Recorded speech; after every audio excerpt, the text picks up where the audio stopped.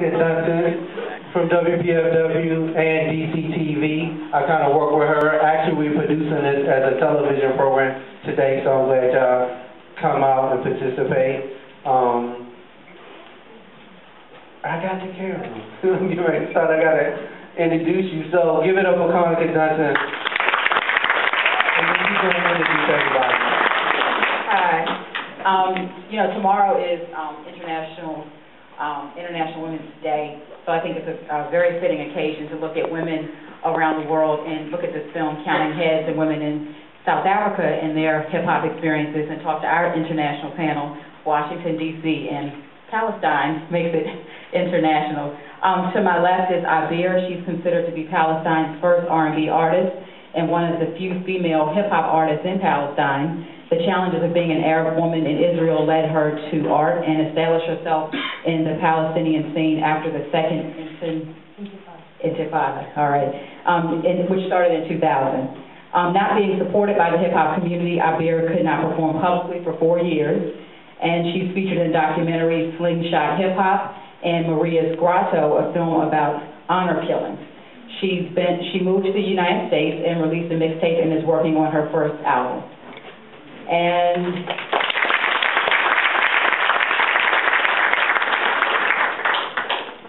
And Porsche, right here from Washington, D.C., Porsche 911. Yeah.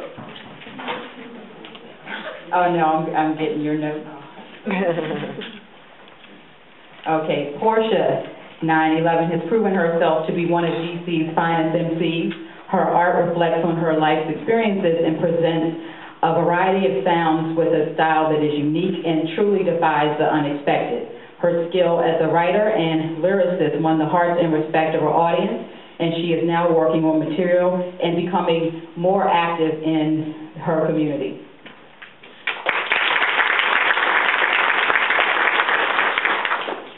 And Carolyn Malachi and her Revenge of the Smart Chicks movement have a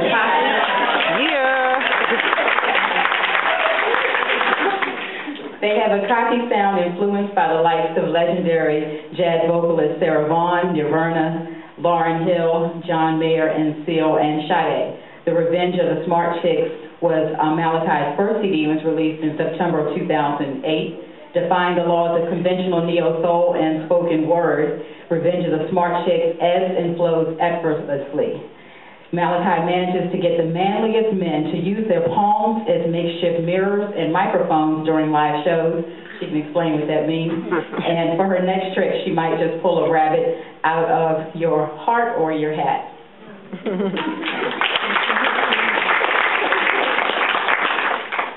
And RATheMC, according to many, is one of the tightest MCs in all of Washington, D.C.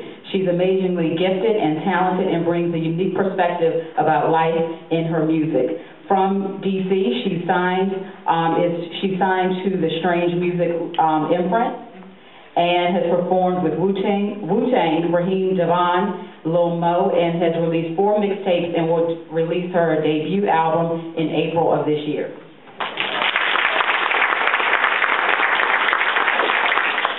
So what I want to do first is I have questions for them, about 20 minutes or so, and then open it up to Q&A for everyone.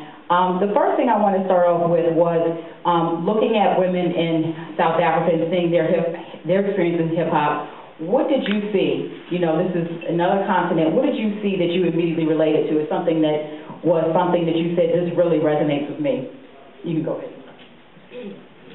First of all, I'd like to say that in the last couple of months, being here, it's a new country, I'm an immigrant, and back at home, it's hard to be a woman. Here it's hard to be a Palestinian and an Arab, and I haven't been inspired for a long time, and I couldn't write a lot at all.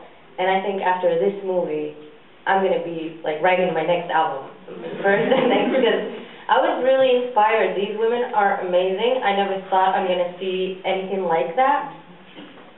I'm still really shocked, and I was banging my head all the time. They're really, really dope, man. I really haven't seen anything like that.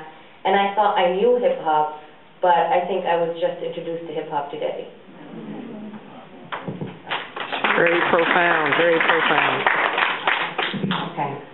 Well, the first thing I related to was the fact that these sisters over in Africa go through the same exact things women over here go through in hip-hop and just life, period. I'm a mom, so I'm definitely related to hip-hop and motherhood. And it's just, you have to find a balance. You definitely have to find a balance, because I'm here like, hey, I want my new album to come out, but my daughter Amori wants to be a Girl Scout. So I'm like, oh my God. And I'm also trying to do my community stuff. So it's about finding a balance. You go insane, but it's about finding a balance and just being yourself as a woman and what you do. Right. I mean, that's something else that I connected with, definitely, regarding the sisters who were saying you have to be true to yourself and not try to fit into molds. For me, since you mentioned Revenge of the Smart Chicks, when I came up with that CD title, I was just walking down the street with my boyfriend, lamenting about dumb broads. You know, I wanted to make a CD that reflected me, but I really wanted, my concern was that I wanted people to connect. I didn't want to disappoint anybody by not having an album cover with me wearing glasses and with a pocket protector, because that's not what Revenge of the Smart Chicks means to me. It means being smart enough to wake up in the morning and be yourself. You know, make that smart decision to be yourself and be true to who you are, and let the world bend itself around that. So that's what I really connected with. Yeah, I kind of feel like I fell in love with hip-hop all over again today, too. My sister and I were just talking the other day about the comment that I get all the time about, you real dope to be a female MC, you know, as if there aren't a lot of dope female MCs out here and you just stand out so much, you know. Hip-hop over there seems like exactly what it is here. It's dominated by men, and if you're a woman, it's an advantage sometimes because you stand out from the masses, but at the same time, you're expected to kind of submit, you know, to all the stereotypes that we see on TV with female MCs every day, with showing as much skin as possible and writing lyrics that people can understand in kindergarten, you know.